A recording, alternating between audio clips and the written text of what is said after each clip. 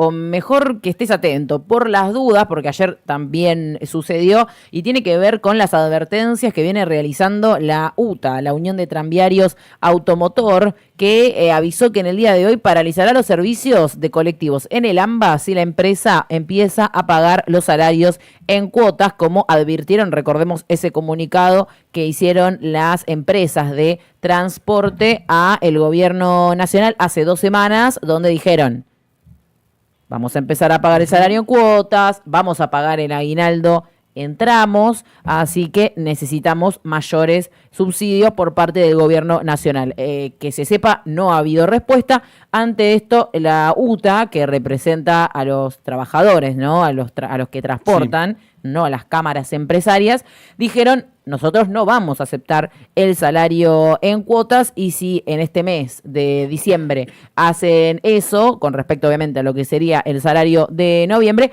vamos a frenar los servicios. De hecho, en el día de ayer, durante varias horas de la tarde, el colectivo 307, el 275 y el 506, aquellos pertenecientes a la empresa Fuerte Barragán, no estuvieron circulando durante varias horas de la tarde, justamente debido a medidas de fuerza por parte de los choferes, por esto, ¿no? Por recibir mal las formas del pago, y la UTA acompañó este reclamo. Luego, durante la tardecita, ya se levantó la medida de fuerza, pero hay que estar alerta porque puede pasar, que estés esperando un colectivo y que no te hayas enterado que están en medida de fuerza. Si la UTA lo confirma y se va hacia un paro generalizado de los servicios, obviamente lo van a advertir de forma previa. Veremos también el accionar del gobierno, porque no le quedan.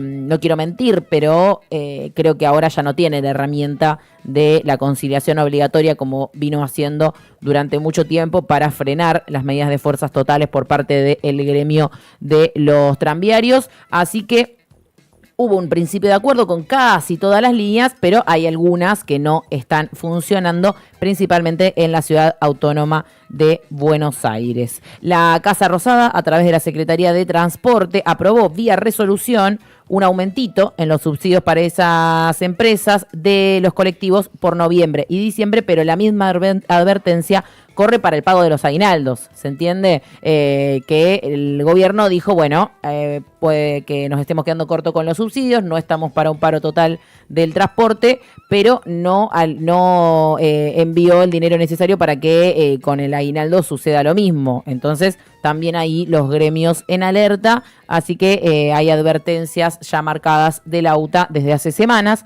sobre esta situación, así que, bueno, está ahí, ¿no? Para estar con el ojo encima ante cualquier cambio que pueda llegar a haber en las medidas de fuerza del gremio de los colectiveros del transporte público de pasajeros en el AMBA.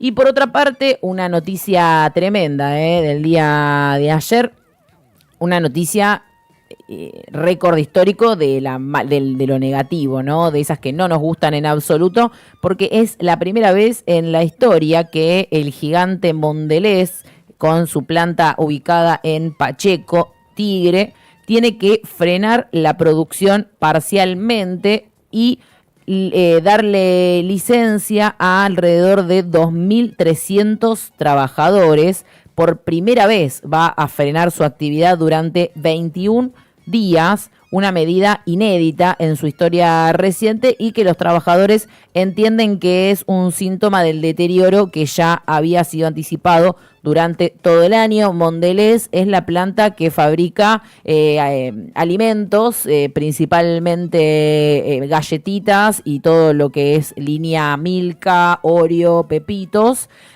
algo de consumo habitual, ¿no? En Argentina y en muchos países, pero que claramente ante la caída del consumo general y en particular de este tipo de alimentos, hace que tenga que frenar la producción porque tienen sobrestock. Eso fue lo que anunció la empresa. Tienen los galpones llenos de mercadería, toneladas. Tiene más galletita de la que la gente come, digamos. Tiene pero toneladas, lo que hace que incluso frenando, o sea, lleguen a esta decisión de frenar la producción durante 21 días y va a haber vacaciones adelantadas para todos los trabajadores y además licencias pagas. Es decir, no los están suspendiendo sin goce de sueldo ni es un despido, pero sí alerta sobre la situación. Porque Una si, situación económica porque frágil. es la primera medida que tomás, en este caso tratando de no afectar directamente el desempeño y digamos, los salarios y el trabajo de los empleados. Pero y en la regla lo siguiente capitalista, a eso empiezan a hacer los despidos, porque estamos hablando de 2.300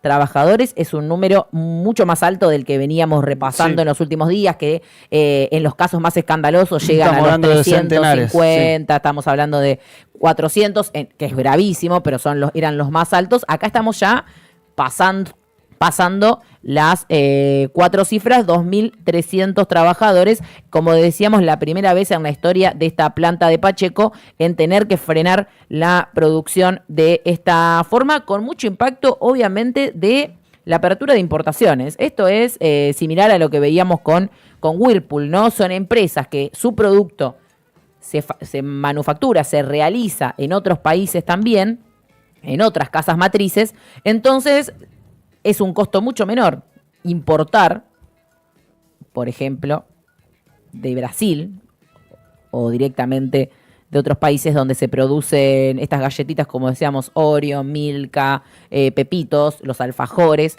y demás. Les conviene mucho más importarlo que producirlo en Argentina. Como decíamos entonces, la empresa atribuye la decisión al sobrestock generado por la caída abrupta del consumo y la baja en las ventas. Obviamente el gremio de los trabajadores alimenticios está en alerta, ya están involucrándose principalmente el delegado Jorge Penayo y también quienes comandan, está Sergio Escalante al frente actualmente de este sindicato alimenticio a nivel nacional. Ya tuvieron varias declaraciones, se anotaron más de 1.300 trabajadores, que no tenemos el número exacto porque algunos todavía no están anotados, y regresaríamos todo el 5 de enero, dijo Penayo, con respecto al adelanto de vacaciones con licencias pagas, y dijeron se trata de una empresa, de la decisión de la empresa de parar la fábrica, no hay suspensiones en particular, aunque lo que no se descarta es que a futuro la situación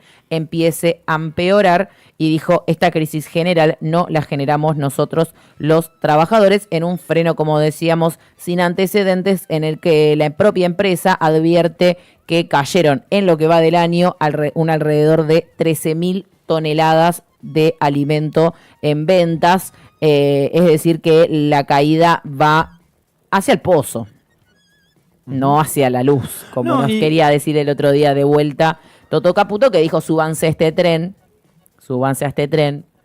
que va bien. Sí, y que me parece que es la regla básica del capitalismo, el funcionamiento del capitalismo, cuando directamente una empresa que vive de la producción de bienes y servicios, en este caso de galletitas, de alimentos ultraprocesados y demás, cuando tiene que parar, acá hay una regla de mercado que empieza a no funcionar, que es la propia rueda. Por eso la advertencia de esta empresa que tiene tanta cantidad de empleados es que seguramente el año que viene, si las cosas siguen como están, continúe con los ejemplos que hablábamos hace 2 días, ¿no? De Cerámico Silva, de la fábrica de margarina de Danica, de los trabajadores de Whirlpool, porque es una situación transversal en la Argentina que es, como bien lo dijo y lo anunció el presidente de la Nación, no hay plata. En este caso, nuestro pueblo trabajador es el que no tiene plata para necesidades básicas hoy en día, y en este caso llega al punto de que ni siquiera hay compra de electrodomésticos, de neumáticos, en este caso de galletitas, y así podríamos seguir porque lo que hay es una destrucción estructural de la economía argentina. Así es, lo curioso es que a la par que sucedió este anuncio, la UCA lanzaba una de sus últimas mediciones de la pobreza, ¿no? Y decía que es alrededor del 36%, cual uno dice, wow, ¿no? Qué poco, cómo baja la pobreza, dónde están esos millones y millones que según el INDEC y según el gobierno están saliendo de la pobreza. ¿Cómo puede ser que sean 12 millones, que en la Argentina seamos 45 y nadie conozca a alguien que acabe de salir de la pobreza, ¿no? Deberíamos todos, por lo menos, tener uno. Alguien debería conocer a uno, porque si es uno cada 4 que salió de la pobreza, según Javier Milei, es curioso que se dé a la par de un proceso de despidos, suspensiones y en este caso freno de la producción, donde la gente no se puede comprar ni siquiera un paquete de galletitas Pepitos, ¿no? Estamos hablando a ese nivel, no estamos hablando de autos de lujo ni nada por el estilo, sino galletitas, alfajores, productos que no son de primera necesidad, pero siempre fueron de consumo masivo en la Argentina y obviamente en todo el mundo también. Pero bueno, estas son algunas de las noticias. Nos gustaría que fueran mejores, más lindas. Sí, por ahora no las tenemos, pero se las tenemos que contar y ponerlos al tanto. Vamos a seguir con esto. Nos vamos detrás del lente de Franco. No sabía de dónde verlo y lo vi desde el lente de Franco.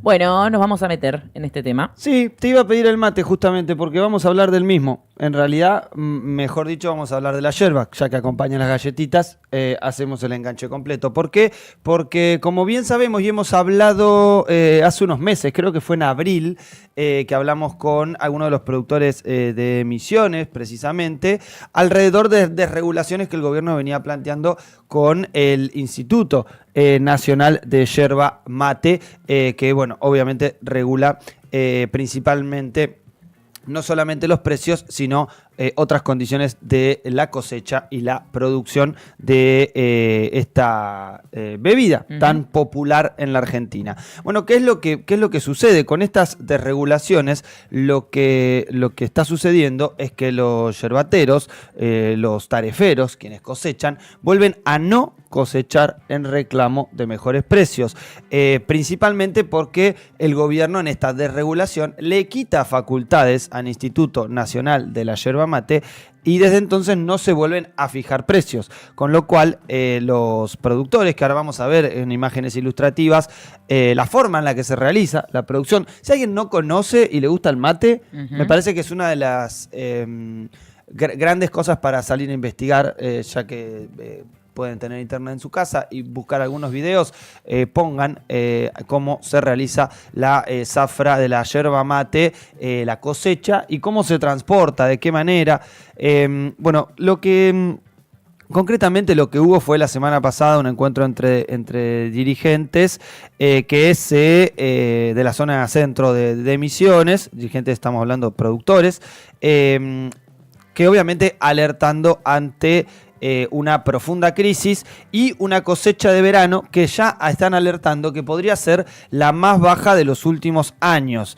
Estamos hablando de unos yerbateros que son de la zona de San Pedro de Misiones, que empiezan a ver que en algunas zonas, en algunas regiones, la zafra está totalmente paralizada. Esto significa que no hay camiones cargados, como vamos a ver ahora. Esto es parte del secado, digamos, que se realiza también, como este otro video también que ponemos ilustrativo. Vamos hacia una de las zafriñas más bajas de los últimos años. Solo van a cosechar los productores que tienen que hacer frente a los compromisos de pago, sostuvo uno de los referentes de los yerbateros de la zona centro de Misiones. Sí, algo de lo que hablamos acá, ¿no? Ahora no me acuerdo el nombre de el productor yerbatero que hablamos la semana pasada, que contaba que en muchos casos, obviamente esto es lo que pueden decir los productores, no los tareferos, porque tienen que pagar, tienen que cobrar para vivir, pero en el caso de los productores, de quienes, digamos, ponen el capital y el campo el transporte, y demás, por ejemplo, que ven ahí decía, cargado. no nos conviene, o sea, nos sale más costoso, es más costoso justamente los costos de producción que la ganancia que le podemos llegar a sacar, además alertando sobre lo que sale la producción y quién se queda con esa diferencia después en la hora de la venta de la yerba. La cadena totalmente desregulada. La cadena productiva de la yerba mate tiene este principal inconveniente. Hay algunos actores que son quienes acopian la producción de los tareferos. Estamos hablando, ahí se veían algunas imágenes. Este es un campo, obviamente, de producción de yerba mate. Esta planta es la que se cosecha. Ahí vamos a ver en otros videos que también tiene Male ahí para pasar, parte de cómo los tareferos trabajan en esas bolsas que ven allí, que las cargan a lomo, a cuerpo. Y quiero recomendar una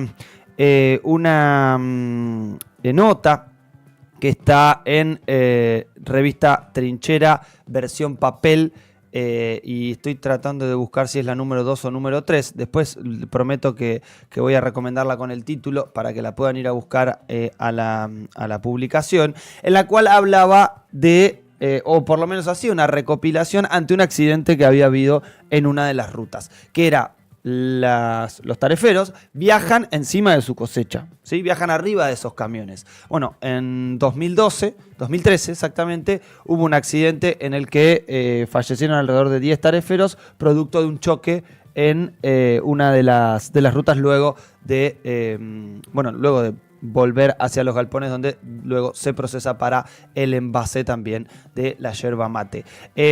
Y obviamente esto generó mucho revuelo por cómo fue este trágico accidente y nos hizo recordar en ese momento a compañeros que estábamos en Trinchera en Revista Papel a un escrito de Rodolfo Walsh alrededor de la producción tarefera y de las condiciones de trabajo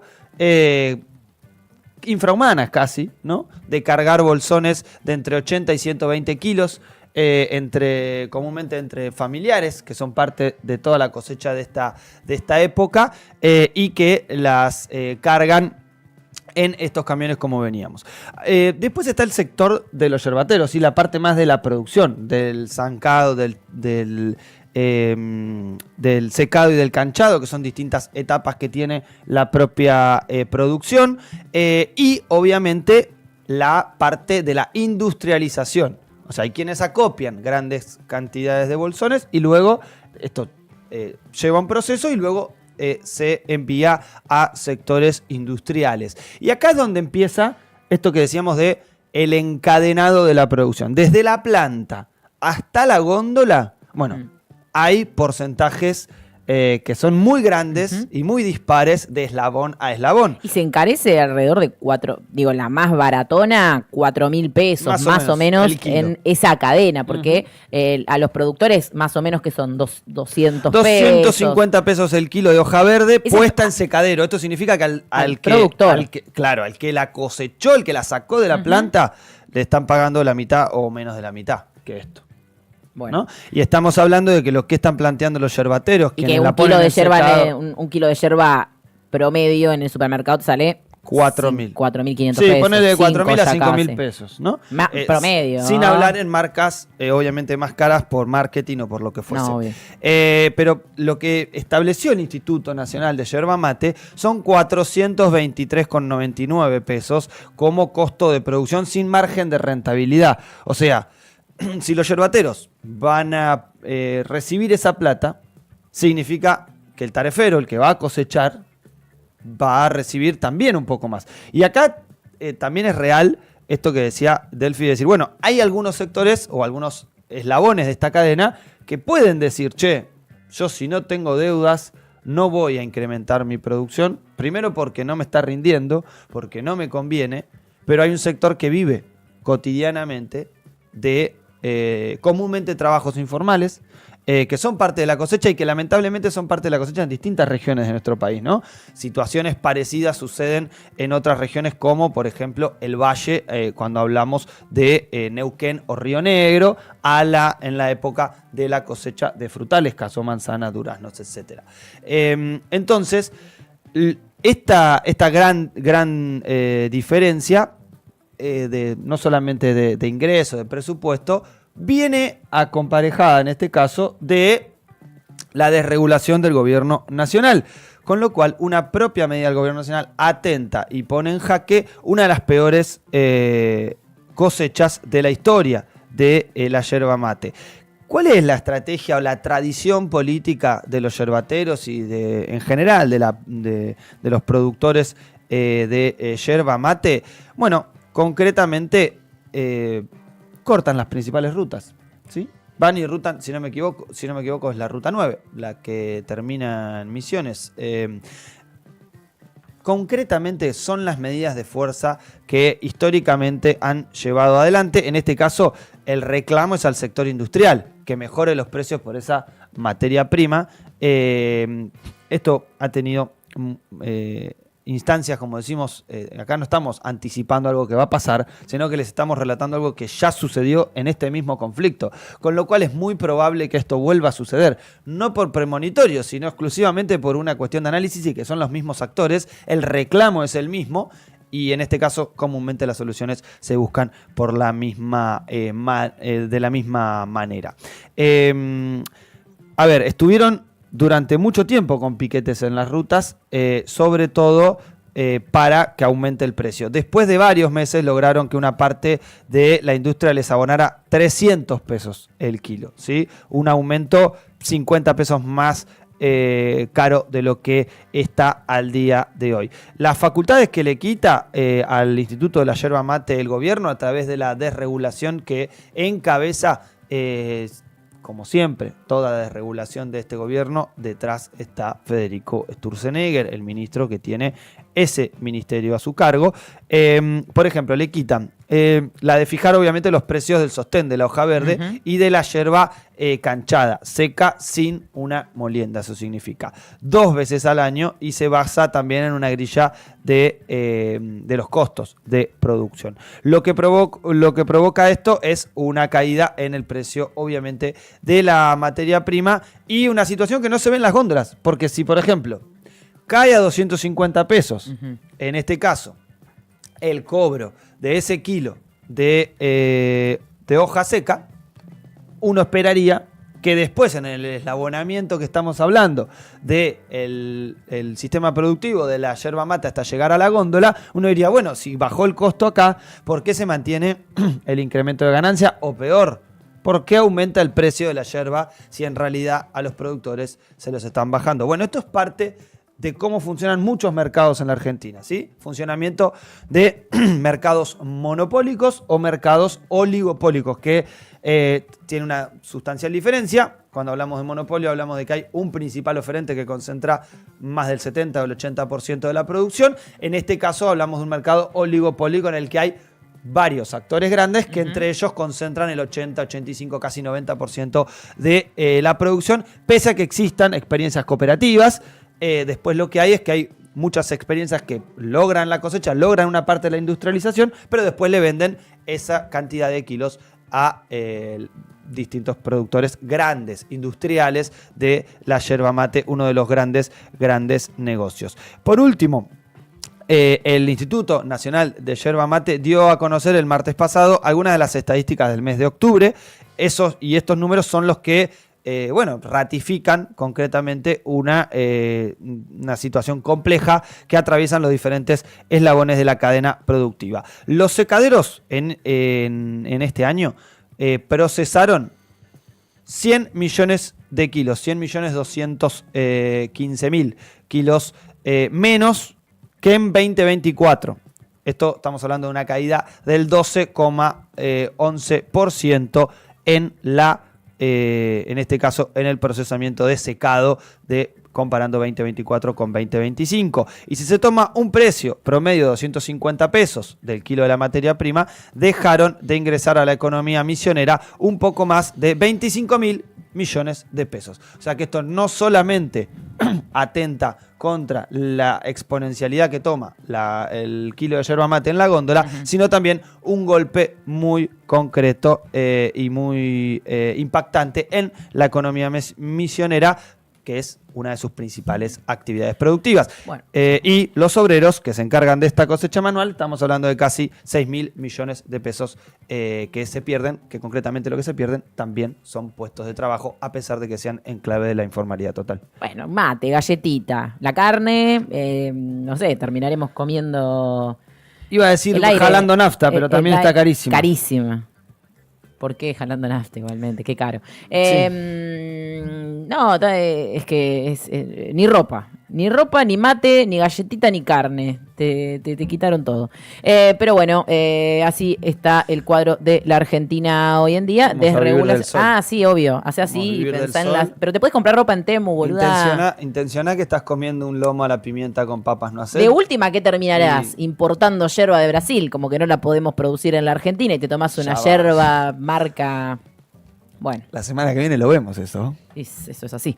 Pero bueno, los negocios que vinieron a hacer con el gobierno y que están haciendo. Vamos y volvemos, que quedan